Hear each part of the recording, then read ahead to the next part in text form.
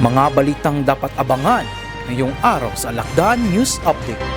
1103rd Brigade binuksan ang unang company integration training sa Sulu. CGPA pinagtibay ang suporta sa 11th ID sa pagbisita sa Sulu. KA Basic Military Training Classes 10 at 11 formal nang binuksan. Ang lahat ng yan dito lamang sa Alakdan News Update. Binuksan ng 1103rd Infantry Calis Brigade ang pinakaunang company integration training sa Sulu upang palakasin ang ugnayan ng Regular Force at Army Reserve Component. Narito ang report.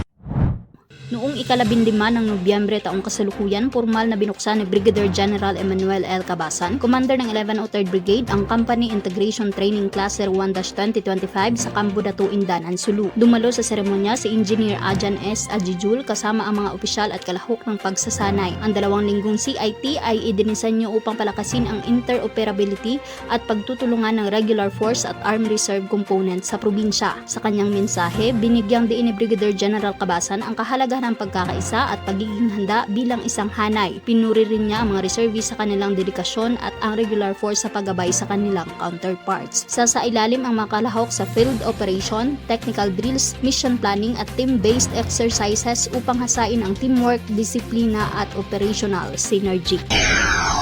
Bumisita sa headquarters ng 11th Infantry Alakdan Division si Lieutenant General Antonio G. Navarrete, Commanding General ng Philippine Army, upang pangunahan ang mahalagang aktibidad at palakasin ang ugnayan sa Alakdan Troopers.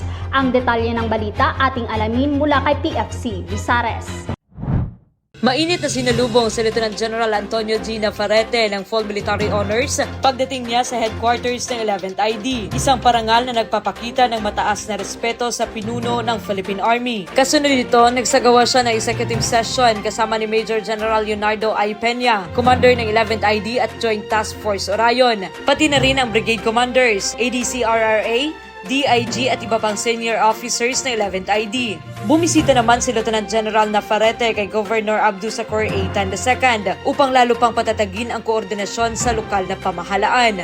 Isa sa mga tampok sa pagbisita ang inauguration ceremony ng mga natapos na 2024 Capital Outlay Projects. Pinangunahan ng Commanding General ang unveiling ng mga bagong pasilidad na magsisilbing dagdag na suporta sa operasyon at kapakanan na makawal ng Alakdan Division. Sa kanyang talk to troops sa Alakdan Covered Court, pinuri ni Lieutenant General Navarrete ang dedikasyon at tagumpay ng mga sundalo.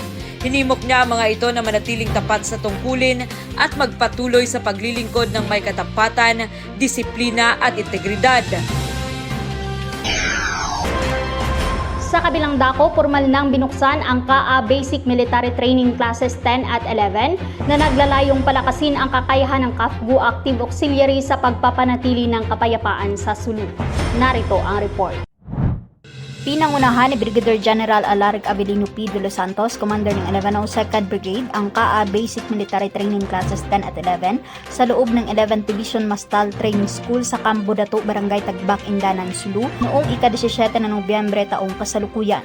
Dumalo sa seremonya sina Lieutenant Colonel Joel Del Mendo ng 11 DPS at Lieutenant Colonel Ronald Ariola ng 11 DICAO. Sa kanyang mensahe, binigyang diin ni Brigadier General de los Santos ang mahalagang papel ng KAAS bilang force multipliers at unang katuwang ng Army sa komunidad. Ayon sa 11 DPS, layo ng pagsasanay na ihanda ang mga bagong auxiliary sa disiplina, skills at responsibilidad sa pagpapatatag ng seguridad. Ang pagbubukas ng dalawang klase ay patunay na patuloy ang ating kasundaluhan sa paghubog sa paghahanda, disiplina at responsableng auxiliaries na magsisilbing sandigan ng kapayapaan sa Sulu.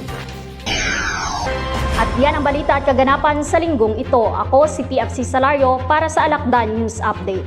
Magandang araw at magsukul!